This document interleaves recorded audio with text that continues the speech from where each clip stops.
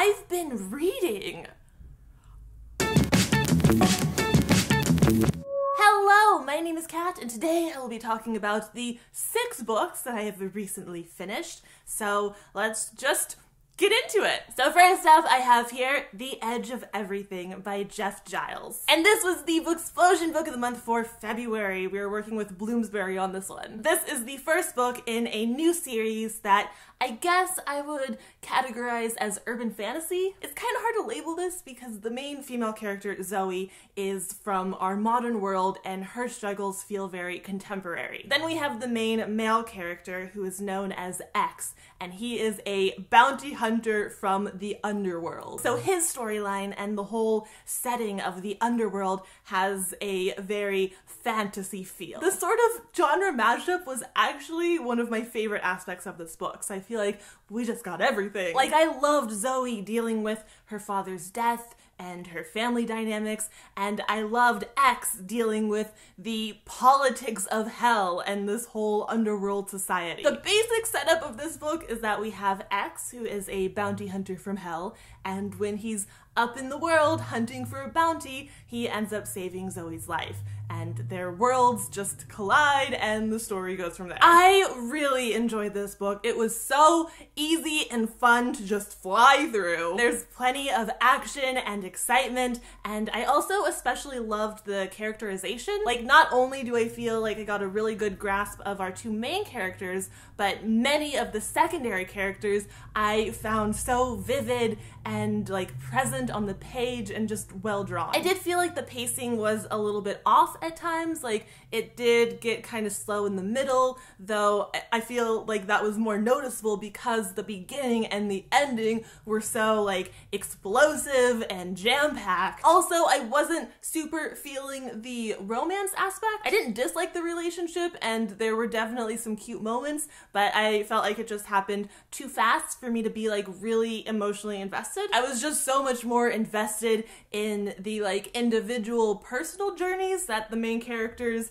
were experiencing rather than their relationship together. Overall though, again, I did still really enjoy this. I thought it was a solid start to a new series, and I'm definitely going to be continuing it when book 2 comes out. If you're looking for a fun, fast read with well-drawn characters that has both fantasy and contemporary vibes, you want to check this one out. You're gonna want to give it a go. And if you've already read this book and you want to know some more spoilery opinions, I will link the Booksplosion live show down below, and you can check that out. Next up, I have here Caraval by Stephanie Garber. This book follows a girl named Scarlett who has always wanted to attend Caraval, which is this interactive performance / festival / game that is just drenched in magic and mystery. The week before her arranged marriage, she finally gets tickets to Caraval, and she wants to take her sister, Tella. However, their father is very abusive and controlling, and he's not gonna let them go, so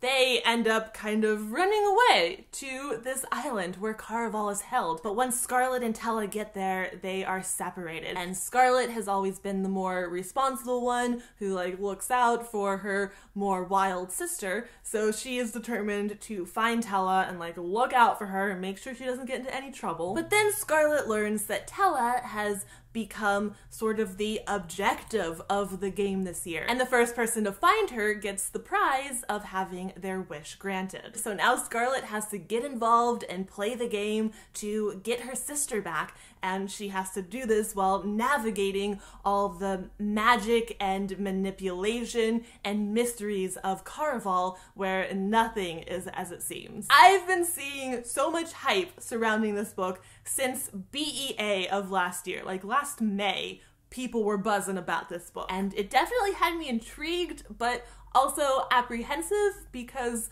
hype can lead to inflated expectations. So I went into this book with sort of tapered expectations, and I ended up really enjoying it. Like, it wasn't perfect, I understand the critical reviews, but I personally got so swept up into the story and the mystery. I found it very immersive and fascinating, and I never knew what to expect or who to trust, and that mystery and tension just kept me so hooked. I'd say that the main thing that didn't work for me though was the ending. It felt a little info dumpy, like the solution to this mystery was explained to Scarlet rather than her like experiencing it and discovering it. And part of that I feel is because the magic system and the rules of this world weren't very well defined. The fantasy elements in this book are much more whimsical and atmospheric rather than like a magic system. Again, I did love that magical atmosphere,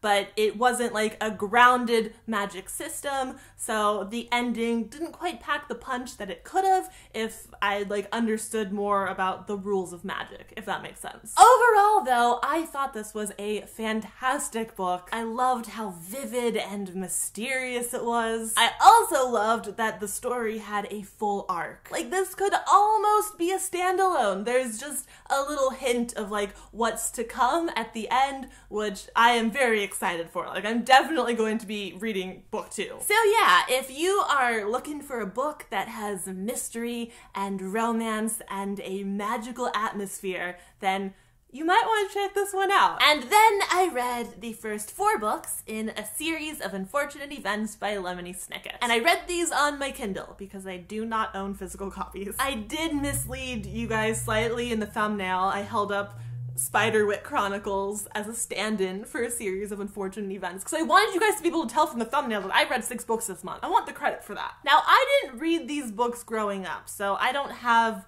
like any nostalgic connection to the series. I was like 12, 13 years old when the series was like first starting and getting popular, and I think at that age I was reaching more for YA books, and I missed out on the series. And I really regret that because after reading these first 4 books, I know that I would have enjoyed these much more when I was younger. Like, objectively, I would rate these books higher than what I would rate them for my own personal enjoyment. Though I did really warm up on the series more as I progressed, and also as I started watching the Netflix show. My approach was to read a book and then watch the 2 corresponding Netflix episodes, and I had a great time doing that. Like, I enjoyed the books all right, but I loved the show. This Netflix show is so good, and it got me so much more invested into the story, especially in regards to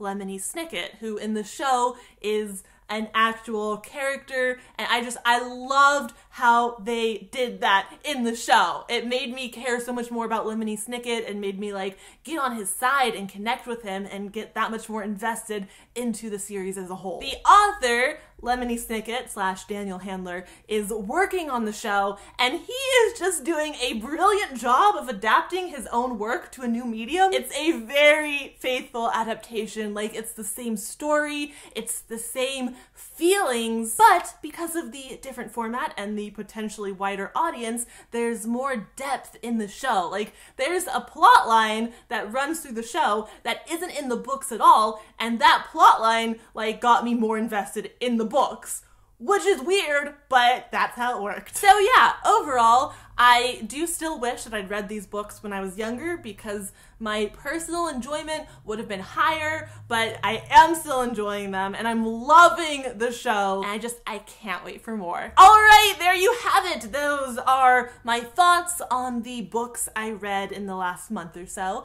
and that's gonna be it for this video. Thank you so much for watching. I hope you enjoyed this video. I hope you have a great night, and I will have another video up soon, so I will see you then. Goodbye!